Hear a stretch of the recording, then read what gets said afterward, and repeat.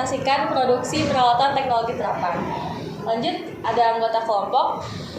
Saya sendiri Ajrin Diyadi Kusuma, ada Anissa Putri Andira, Desyara Rahmania Putri, Fani Kusuma Wardani, Elizabeth Kartika Santosa, dan Muhammad Rizky Ataulah Mulyawan. Lanjut. Yang pertama, saya akan menjelaskan manfaat pasar. Pasar merupakan mekanisme usaha yang menata kepentingan pembeli terhadap kepentingan penjual. Di antaranya perilaku pembeli dan penjual, komoditas yang diperjualbelikan, aturan main yang disepakati, regulasi, filosofi dari usaha atau bisnis merupakan seluruh kegiatan memindahkan produk dari produsen ke konsumen dan menarik uang dari konsumen ke produsen. Sehingga produsen harus mengumpulkan informasi sebanyak mungkin untuk mengetahui produk apa yang dibutuhkan dan diinginkan konsumen melalui komunikasi kedua. Selanjutnya, manfaat suatu produk baik berupa produk barang maupun jasa atau kombinasi keduanya yang ditawarkan oleh produsen kepada konsumen seperti yang pertama, manfaat utama, yang kedua, manfaat dasar, ketiga, manfaat tambahan yang diinginkan, keempat, manfaat tambahan yang diharapkan, dan yang kelima, manfaat tambahan yang membuat kejutan. Selanjutnya ada sistem produksi usaha peralatan teknologi terapan. Next slide. Yang pertama ada ide dan peluang. Produksi peralatan teknologi terapan sangat dekat dengan kehidupan sehari-hari yang dapat meningkatkan efektivitas dan efisiensi dalam beraktivitas produksi.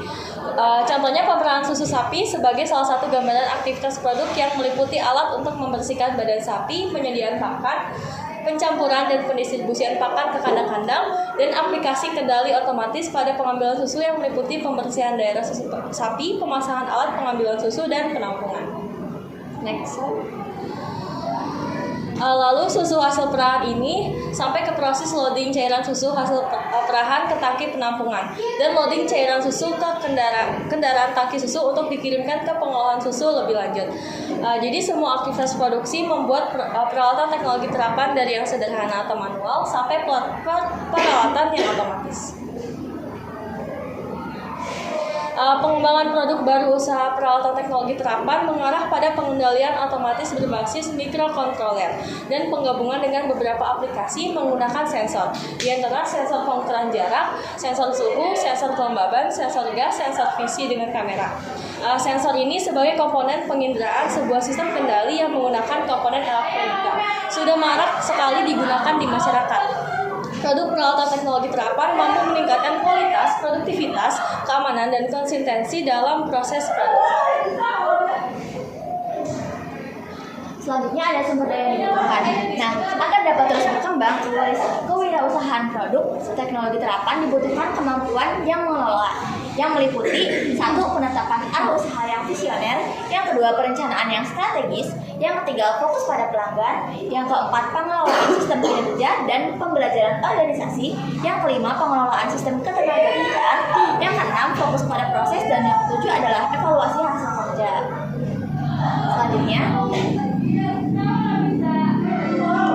sumber daya yang dibutuhkan yang pertama itu contohnya itu ada komposter, alat untuk pengomposan yang mengolah sampah organik pada level sampah rumah tangga dan rumah makan.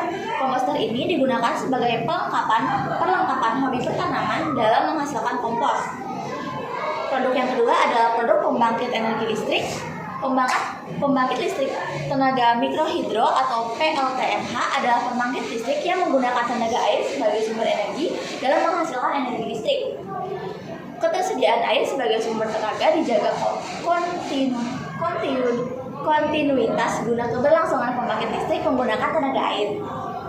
Mikrohidro sebagai bentuk penggolongan daya yang dibangkitkan atau kapasitas pembangkit yaitu 5 kW atau sampai 100 kW.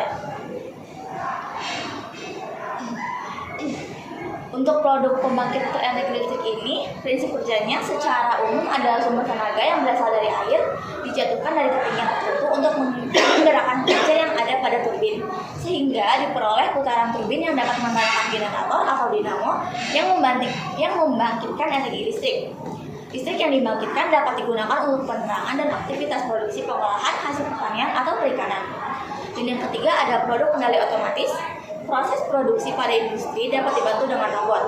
Robot merupakan mesin hasil rakitan manusia dan dapat bekerja tanpa lelah, membantu pekerjaan manusia yang bersifat non-stop, penjelajah lingkungan yang berbahaya misalnya untuk penelitian, membantu untuk proses produksi di industri, transportasi, dan kesehatan.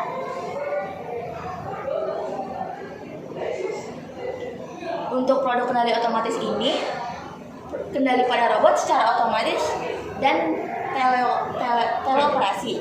Kendali otomatis robot dapat bergerak berdasarkan perintah-perintah yang telah diprogram.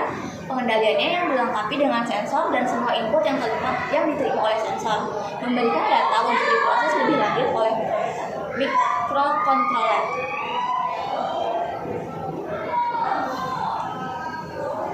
Ya, di mana untuk potensi produk peralatan teknologi terapan di daerah ini, proses pengolahannya, hasil pertanian, perkebunan maupun perikanan sangat terdukung jika dikembangkan produk peralatan teknologi terapan.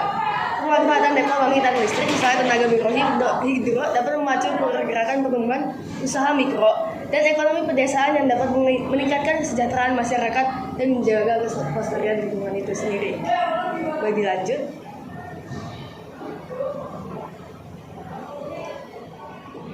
nah, untuk produk peralatan teknologi terapan di daerah berpotensi untuk meningkatkan kesejahteraan masyarakat dengan memanfaatkan sumber daya alam sebagai bahan baku untuk diolah guna memiliki nilai tambah dengan menggunakan peralatan teknologi terapan. Pembangkit listrik tenaga mikrohidro sebagai entry point untuk gerakan perlindungan lingkungan dan menciptakan lapangan pekerjaan masyarakat melalui pemanfaatan daya listrik yang dapat diproduksi.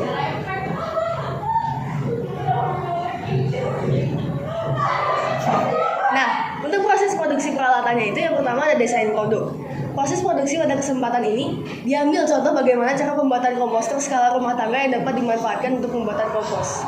Lalu yang kedua ada bahan pendukung, itu ada pertama tangki penampung, kedua penutup tangki, ketiga dudukan, keempat pipa PVC, kelima elbow PVC, yang keenam ada cabang T, yang ketujuh atau penyambung cabang 3 PVC, yang ketujuh ada lem PVC. Untuk alat pendukungnya sendiri ada gergaji, yang kedua pensil 3 meteran dan 4 bong listrik. Lalu untuk keselamatan kerja itu sendiri, itu merupakan aspek utama dalam proses produksi untuk mencegah kecelakaan. Ini mencakup perlindungan tenaga kerja dari kondisi kerja yang tidak stabil atau tidak aman atau tidak sehat sepanjang tahapan perencanaan produksi, transportasi, distribusi, penggunaan, pemeliharaan hingga penyimpanan bahan atau produk yang berpotensi menimbulkan kecelakaan.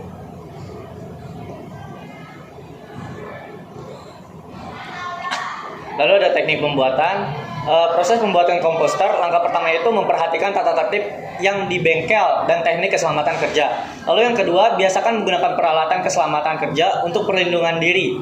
Lalu langkah kedua, yang pertama siapkan peralatan dan bahan yang akan digunakan. Yang kedua, buat lubang-lubang pada pipa paralon dengan menggunakan bor listrik. Lalu langkah ketiga, yang pertama sambungkan pipa paralon yang telah dilubangi dengan sambungan L. Lalu yang keduanya, sambungan dipasang sampai menembus tangki penampungan ke arah luar. Lanjut lagi, proses pembuatan komposter langkah keempat. Pasang pipa paralon dengan sambungan T pada salah satu ujung pipa. Lalu yang keduanya, satukan dengan sambungan pipa L pada tangki penampung. Langkah kelima, sambungan cerobong udara pada salah satu ujung sambungan sambungan T. Lalu yang kedua, pastikan ujung menghadap ke atas. Dan langkah yang terakhir itu pasang tutup komposter. Lalu kedua, komposter siap digunakan. Lalu ada teknik pembuatan yang B itu penggunaan komposter. Langkah pertamanya yaitu siapkan komposter yang tadi buat. Lalu yang kedua, siapkan sampah organik yang akan digunakan untuk membuat kompos yang telah diperkecil ukurannya. Lalu langkah keduanya itu memasukkan sampah organik yang berasal dari limbah dapur atau sampah organik lainnya. Lalu yang kedua, semprot sampah yang telah dimasukkan ke dalam komposter dengan cairan biokatalisator yang dapat diperoleh di toko pertanian. Lalu langkah ketiganya, yang pertama tutup komposter yang telah terisi sampah organik. Lalu yang kedua, semua sampah dimasukkan, lama-kelamaan akan mengendap dan semakin turun. Lalu yang C itu ada pengemasan produk.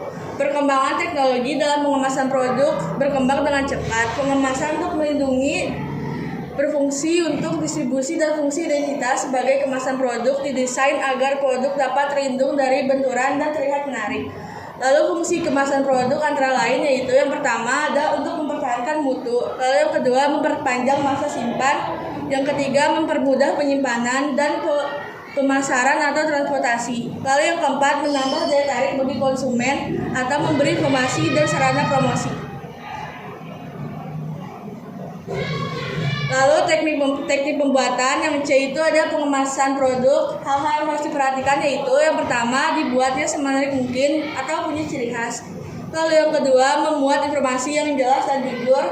Yang ketiga menarik atau desain warna bentuk dengan komposisi yang imbang. Lalu yang keempat ukuran dan material bahan sesuai kebutuhan. Yang kelima bahan terbuat dari material yang tahan terhadap perlakuan pada saat pemindahan atau transport. Label adalah informasi yang dibuat pada kemasan biasa berisikan tentang yang pertama itu informasi produk yang sebenarnya, lalu yang kedua foto atau gambar produk, yang ketiga ada logo perusahaan, dan yang keempat ada alamat produsen, dan yang kelima ada bobot produk. Lalu teknik pembuatan yang D, perawatan produk rekayasa teknologi terapan. Peralatan teknologi terapan berupa komposter dapat dilakukan dengan cara yang pertama, hindarkan komposter dengan benturan benda keras. Lalu yang kedua, bersihkan secara berkala. Yang ketiga, jauhkan dari jangkauan anak-anak usia balita. Lalu yang keempat, simpan di tempat yang aman dan terlindungi. Lalu yang kelima, mengecek secara rutin fungsi kerja dan dari komposter. Oke, sekian saja presentasi dari kelompok kami. Mohon maaf bila ada salah-salah kata. Wassalamualaikum warahmatullahi wabarakatuh. Terima kasih.